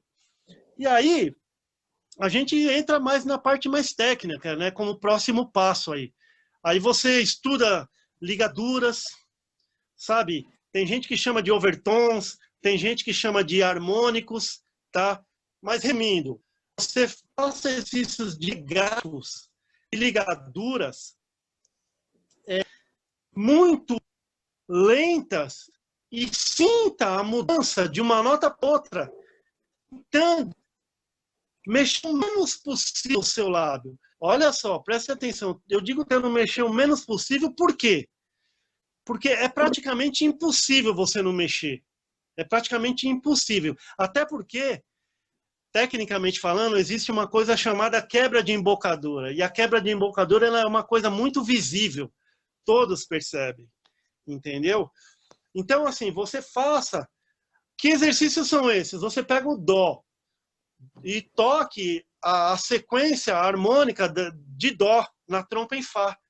Dó, Mi, Sol, Si bemol, Dó. Entendeu? Dó, Mi, Sol, Si, Dó, Si, Sol, Mi, Dó. Gente, eu nem sei se tá no tom, tá? Mas a referência eu sei que tá certa, de uma nota para outra, tá bom? Então você viu que você tocou as notas, os harmônicos de Dó. Aí você vem e toca os harmônicos de Si. Si, Ré sustenido, Fá sustenido. Não, desculpa. Si, Ré, Fá sustenido, Lá natural, Si natural. E vai descendo de meio tom. Entendeu? Esses exercícios aí, eles têm farta distribuição aí na internet. Vocês podem baixar. Opa, tem alguém tocando. É isso aí mesmo. Tá bom? Então, esse seria o próximo passo. Esse exercício aí, ele também não é para ser meia hora, 40 minutos, tá? Porque assim, no estudo ele começa a ficar chato, tá bom? Aí, com sugestão. A partir daqui, gente, é como sugestão, tá? A partir daqui, você pode intercalar, você pode inverter essas ordens para não ficar sempre aquela coisa, né? Matemática, todo dia. Então, você pode, a partir daí, você aqueceu, você estuda escalas e arpejos, maiores e menores, você estuda músicas da orquestra, sabe aquelas músicas, aquelas passagens que você tem mais dificuldades? Aí você vai intercalando nesse plano de estudo, entendeu? Aí não importa a ordem. Aí você... estudei já os trechos de orquestra, agora vou estudar um pouco do método. Aí estuda o método. Pega o método, sabe aqueles trechos que você tem mais dificuldade, limpa eles. Isso é uma forma também eficiente de se estudar. Não ficar tocando e a coisa sempre saindo do mesmo jeito. Não, pega aquele trechinho que está ruim, limpa ele. Depois você vem e junta tudo. Tá bom? Isso é uma forma bem eficiente de se estudar. E aí você estuda concertos, parte de orquestra, método, né? Aí... E você também pode intercalar entrelar com esses exercícios, estudos técnicos. Estudos técnicos. É sempre bom você manter os estudos técnicos. O que seriam esses estudos técnicos, Edu? Staccatos simples, staccatos duplos, staccatos triplos, trilhos labiais, tá? Flexibilidades. Então, isso já é a parte técnica, entendeu? E você pode intercalar, porque aí você vai ver, fazendo aqueles primeiros passos, que você está pronto fisicamente para tocar, tá bom? Eu não vou falar agora da parte emocional, da parte mental, porque é uma parte que demanda muito tempo, tá bom, gente? Mas a parte mental, ela também é importante nesse processo, tá? Só que as duas, elas andam assim, ó. Elas andam lado a lado, tá? Não adianta nada você estar preparado mentalmente e fisicamente não. E o inverso também é a mesma coisa. Não adianta você estar preparado fisicamente e mentalmente não.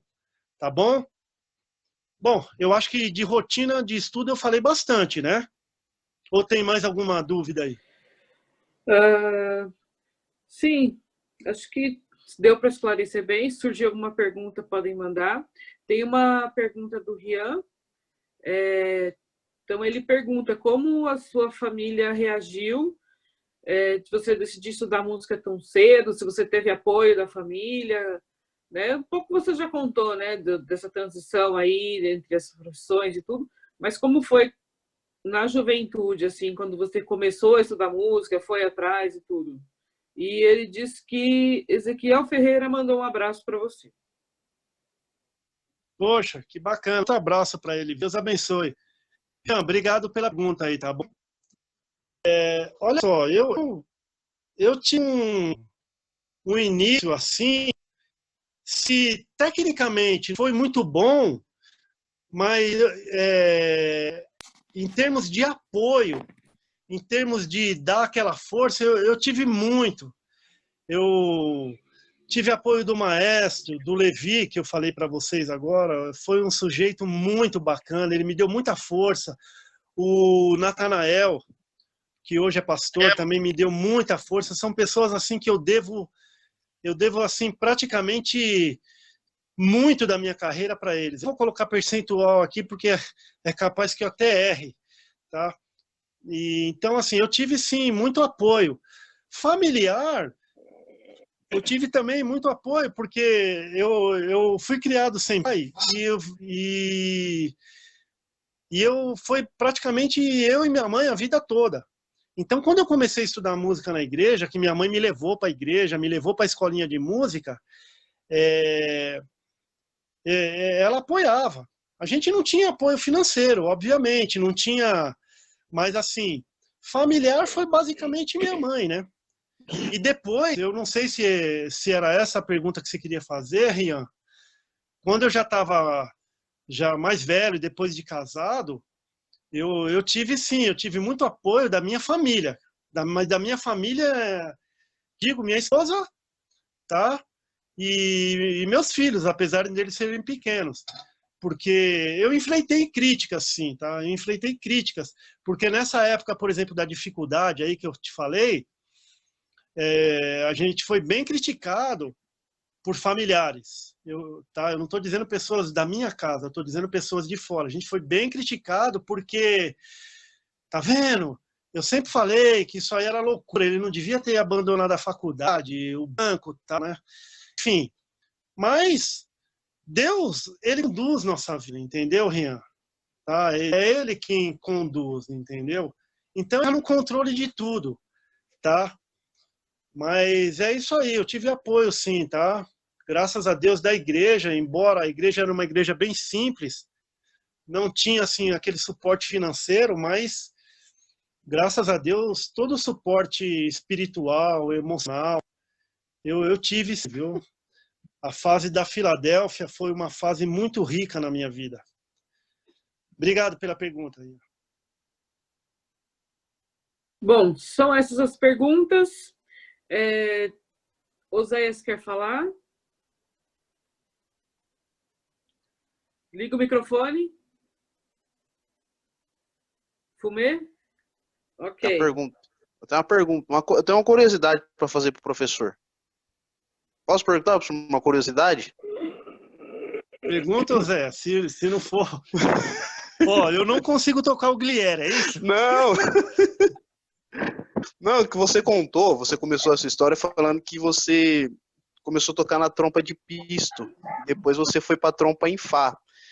Mas eu gostaria de saber qual foi a sua sensação quando você começou a tocar numa trompa dupla ou tripla, não sei depois o que aconteceu.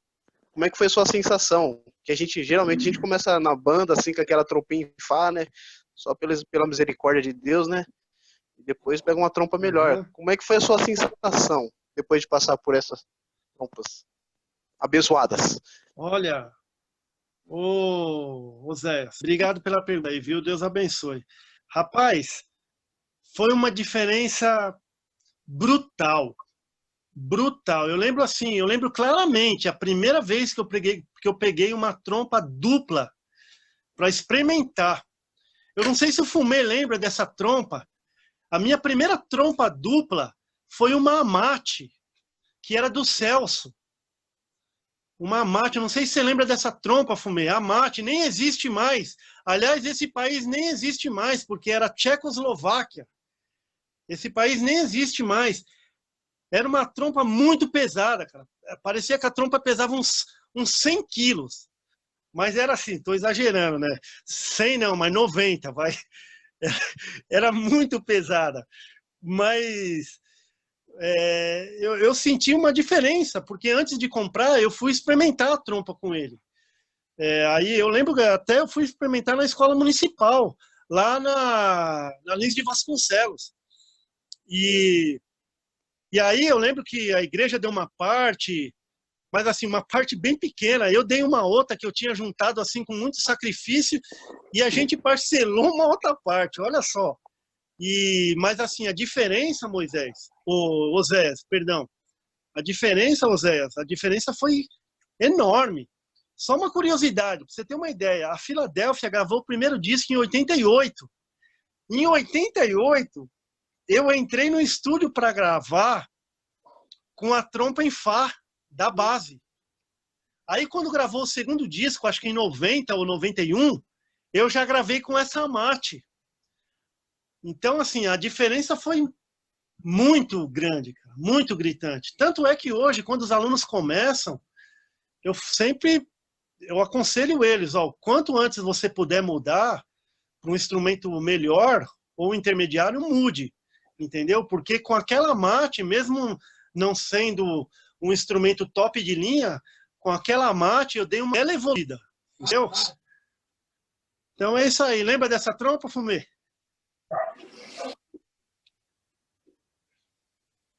Muito Fumê, bem. pode Tá abrir o respondido, microfone. Zé? Valeu, professor. Tá ouvindo? Estamos ouvindo. Ok. Posso fazer a pergunta, Leia? Por favor, manda ver. Ok, Eduardo, voltando um pouco ali na Orquestra Filadélfia, né, eu queria saber, se possível, como foi que vocês tiveram a ideia de montar, como vocês montaram a orquestra, né, de início lá, e quem que fazia os arranjos, porque eu lembro que, para mim, era um pouquinho desafiador lá os arranjos, e muito bonitos, por sinal, né? Quem é que fazia o arranjo para vocês? Ô, Fumê, deu mais uma vez aí. Obrigado aí, pergunta aí, tá? Bom, gente, o Fumê, para quem não sabe, o Fumê é um cara assim que só abrindo um parentezinho aqui, o Fumê, ele era um espelho para a turma da nossa geração. Eu não sei quantos anos você tem, Fumê, mas você deve ter quase a minha idade, uns 48, 49, por aí, né? Tem 48. Isso, então. Eu 49. Então, o Fumê era um espelho pra gente na época, né? Porque era bem adiantado em relação a gente na época. Eu lembro que ele ganhou o Jovem Solista lá da USESP. Eu fui assistir, inclusive, lá no Memorial, lá. E muito bacana, muito bacana. E o Fumê foi um dos caras que frequentou a nossa igreja aqui como convidado um tempo. E respondendo então a pergunta agora, voltando, Fumê, eu lembro que o Levi, junto com mais umas duas pessoas lá, o Paulo Julião e o Jefferson, eles, Levi, vamos montar uma orquestra, cara, vamos montar uma orquestra, porque não porque a banda já estava ultrapassando, não é nada disso, porque banda, eu gosto de banda até hoje, gente. Vira e mexe aqui, eu tô no YouTube procurando vídeo de bandas, porque é um trabalho que eu gosto muito. Mas na época, assim, eles tiveram aquele desejo de montar uma orquestra e de agregar cordas. Porque foi principalmente a questão de agregar cordas. Pô, mas se a gente agregar violino, viola, cello, não vai poder chamar de banda. então a gente vai ter que chamar de orquestra, entendeu? Então, foi isso, aí foi agregado violino, viola, cello, claro que bem daquele jeito, no início, vocês sabem, né? Orquestra, no início, é aquela bênção, né? Então, foi assim que surgiram, mas... Aí a ideia de... e o nome que a gente vai colocar? Colocou-se o nome de Orquestra e Coral Filadélfia. E com essa orquestra e coral a gente rodou o Brasil. Você foi um que, numa das viagens que eu não pude ir, você foi para Goiânia, né? Uhum. Goiânia ou Brasília, não me lembro. Aí me contaram depois, tá, gente? Vou contar um segredinho aqui para vocês, tá? Que dentro do ônibus, gente, naquela época... Às vezes a gente começava a cantar hinos, fazia cultos, e para o pessoal que é pentecostal aqui do grupo, aqui, eles vão entender o que eu estou falando. Disse que no meio dessa viagem aí, o pessoal lá começou a se empolgar, né? Então começaram a sentir aquela alegria tal, e aí foi aquela festa espiritual, né? E se eu não me engano, foi numa dessas aí que amassaram a trompa do Fumê.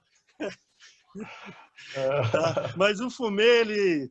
Poxa, obrigado pela pergunta, Fumê. E respondendo a última questão, os arranjos também foi uma coisa muito feliz, também que me ajudou muito a crescer, porque eram arranjos desafiadores. O Edielso fazia muito arranjo pra gente, o Edielso Aureliano. Estúdio Guidon, né? É um sujeito assim, gente, se tiverem a oportunidade de conhecer um dia, exatamente. Nós gravamos 2 discos lá no Guidon. O Edielso fazia os arranjos. O Sidney Sediel, que era um tecladista, era um pianista do SBT na época. Ele era maestro do SBT na época. Tinha arranjos também do Huguinho, da Sinfônica de Campinas. Eu nem sei se ele ainda está na Orquestra de Campinas, já se aposentou, eu não sei. Mas era um cara também que tinha muito bom gosto para escrever. Mas, embora na Filadélfia a gente não tocou, mas eu também cheguei a tocar muitos arranjos do Mia, mas não na Filadélfia. Enfim, coisas que marcaram, assim, né? Amém. Obrigado pela informação. Que realmente eu lembro que eram arranjos, assim, fora do normal, né, do nosso meio, assim, né? Porque realmente ainda era, que predominava era a banda ainda, né? Mas você já estava despontando para foram os pioneiros, né? Aí, com certeza, nessa era da orquestra nas igrejas evangélicas. Parabéns, Deus abençoe pelo trabalho, até hoje. Legal, vai, Fumezão. Valeu. Bom, mais alguma coisa, Léa?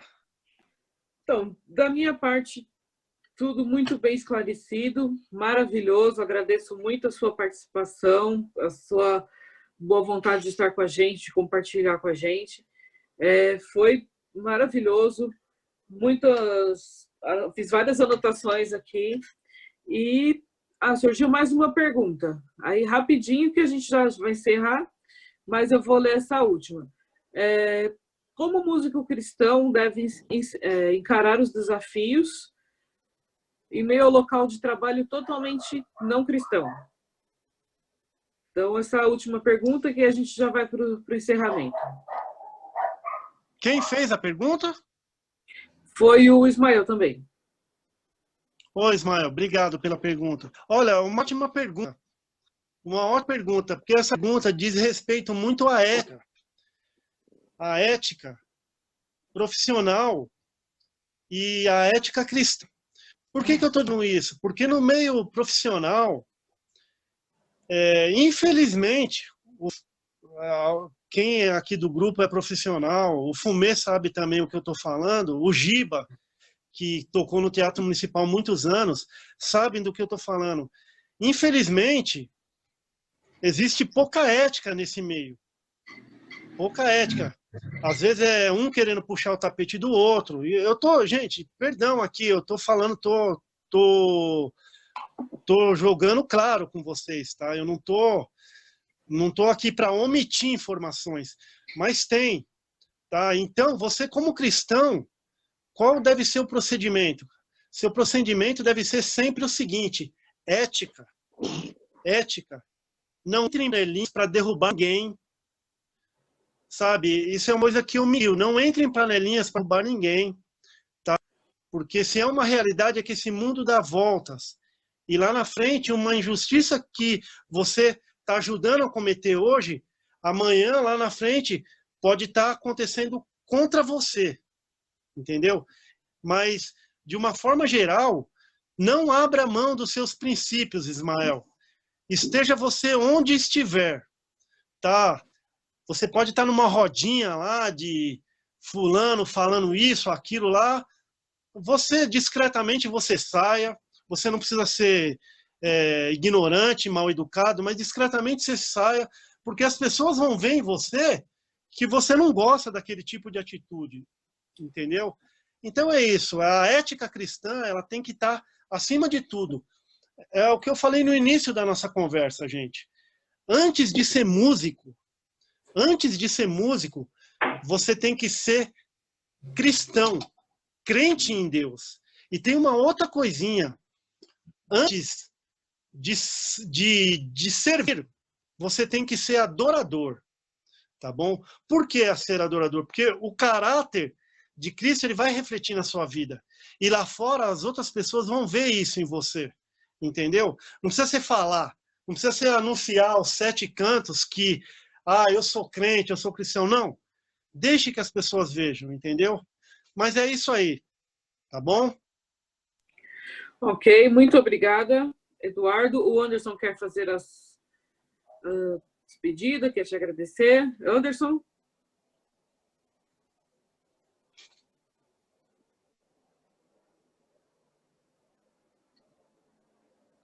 Anderson, cadê você? Pode falar, Anderson. E aqui, ó. Ativei aqui o som. Tá me ouvindo, galera? Sim. Tamo. Então, Eduardo, eu pedi esse momento aí porque a gente quer agradecer como eu fiz lá com o Fumê. Primeiramente, agradecer você porque você tá me dando uma força novamente no meu estudo. Deu uma guinada, uma melhorada aí. Você sabe que tenho muito para evoluir. Mas assim, quando a gente começou a lembrar, a gente teve ontem uma conversa, eu acho que é bom relatar esse ponto também, que quando a gente pensou nesse projeto, a gente pensou em pessoas cristãs mesmo, que possam agregar nossas vidas, né?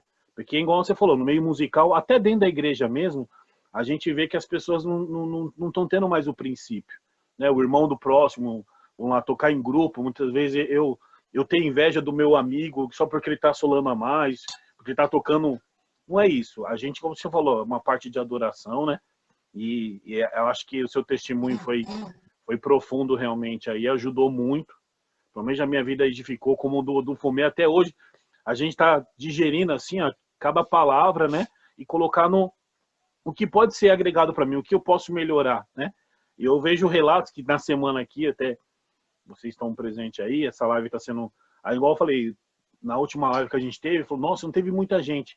Mas é igual a igreja fala, né? Se tiver 1 ou 2, ali o Senhor estará. Porque ele tá fazendo parte da sua vida. O seu testemunho está edificando. Muitas vezes, puxa vida, é uma besteira, né? É uma besteira. Muitas vezes até o nosso posicionamento a gente poderia melhorar como pessoa. A gente tem várias referências, mas a gente sempre quer seguir aquele lado negativo. Não, vamos fazer igual aquele cara. Não, vai por aqui, cara.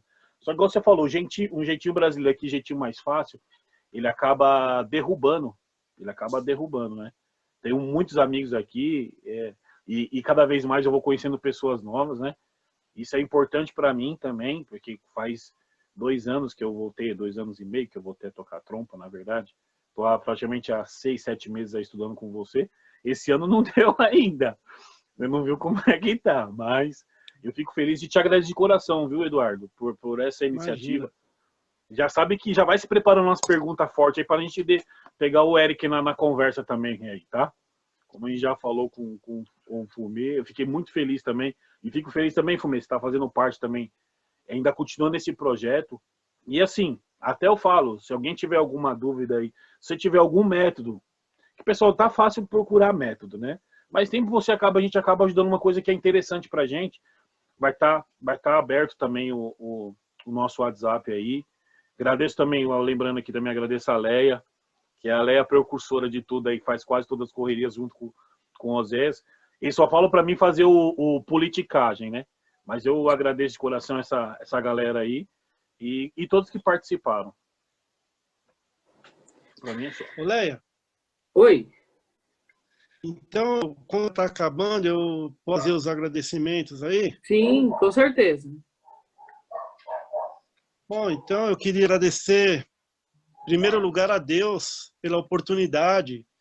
Tocar um instrumento é uma coisa realmente divina, tá?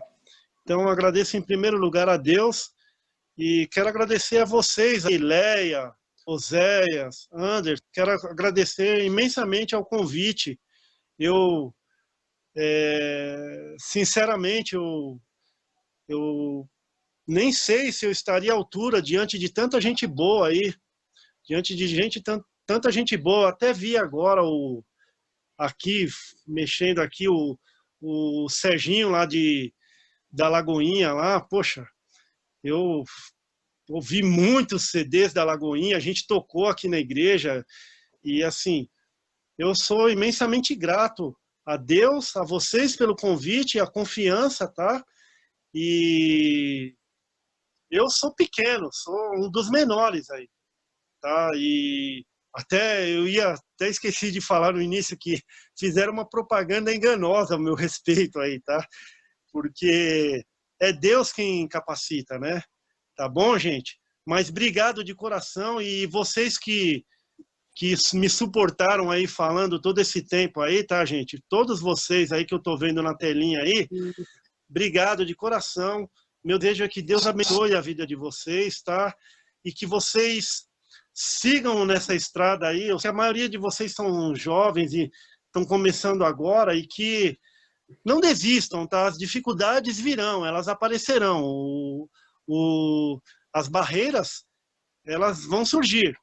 Mas creia que com Cristo no barco, a gente vai suplantar essas barreiras aí, tá bom? Forte abraço a todos vocês aí. Que Deus abençoe a vida de todos mesmo, tá bom? Obrigado, tá? Amém. Então, mais uma vez, quero agradecer a você por ter aceito o nosso convite. Anderson, por ter me convidado para a equipe, que Anderson teve a ideia, eu ajudei a pôr em prática, né? Mas ele, Oséias, a gente trabalha junto, né? Então, nós precisamos um do outro, somos uma equipe, graças a Deus tem funcionado muito bem. E para o rigor do nome de Jesus, e para a edificação de muitos, né, está dando muito certo. Então, agradeço a todos que estão conosco. Continuem nas próximas. Pode falar, Eduardo. Só uma última coisinha, tá? Essa aqui também, porque esse jeito tem especial. Joaquim, tô te vendo, viu? Tô te vendo agora aqui, tá? Um forte abraço aí para você também, viu? Grande professor, viu, gente? Joaquim, ó. Gente finíssima. Não percam a live dele também, tá bom? Isso, em breve abraço. estará com a gente. Agora não falo mais nada. Surpresa, Eduardo. Eduardo estragou a surpresa aí, ó. Era surpresa. Então, agradeço surpresa, muito o Sérgio, todos que estão conosco aí. E sábado, às 14h30, com o nosso amigo Eric, que também tem muita coisa para contar para a gente, muita coisa para ensinar para a gente. E é isso aí, gente. Vou abrir o microfone de todos. Eric, quer falar alguma coisa já? Alguma prévia? Não, por enquanto ainda não. Tá de brincadeira, hein, Eric? Não, eu ainda preciso me preparar. Só da Leia ter falado, olha, sábado, 2h30, o Eric vai estar aqui, já me deu frio na barriga aqui já. O coração quase que sai pela boca, né? É, exatamente. Tá bem aqui, ó. E é isso, vai ser muito bom, tenho certeza. Bom, vou abrir os microfones para uma despedida coletiva. Fiquem com Deus. Até sábado. Continuem conosco. Ninguém vai tirar a oferta? Opa, pode mandar para minha conta, se quiser. Oh, verdade. Não. Oferta. Ô, Zé, manda a conta aí, ô Zé. Brincadeira, gente. Fomei, um gente. abraço. Fica com Deus, viu? Fica uma oferta aqui, ó. R$2 de oferta. Um abraço. Valeu, Eduardo. Deus abençoe. Deus abençoe a todos aí. Fiquem na paz. Fique com Deus. Um abraço, E aí, Tiagão? Tchau, tchau. Chama lá no zap, Tiagão. Valeu. Chama lá no zap, Tiagão. Tchau. Chama assim. Tiaguinho, grande Tiaguinho. Churrasco na casa da Leia depois, pessoal. Opa, pode deixar, com certeza. Valeu, Só chegar. professor, vou enviar os exercícios, viu? Vou ficar esperando, viu? Vou esperando. Tchau, tchau. Tchau, gente. Valeu. Tchau, tchau. Falou.